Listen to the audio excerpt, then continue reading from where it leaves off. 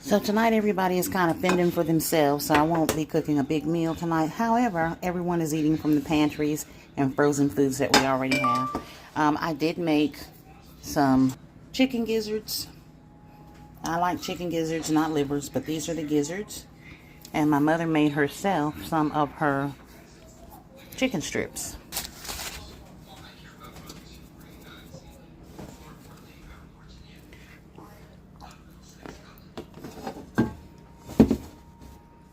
I saw some family members collecting sandwiches earlier from the deep freezer.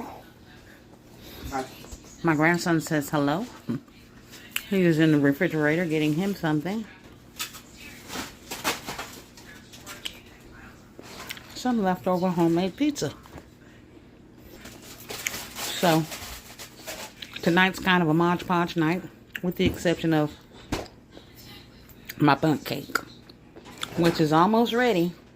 So meet me back here in the kitchen and we will get a first look at the bundt cake.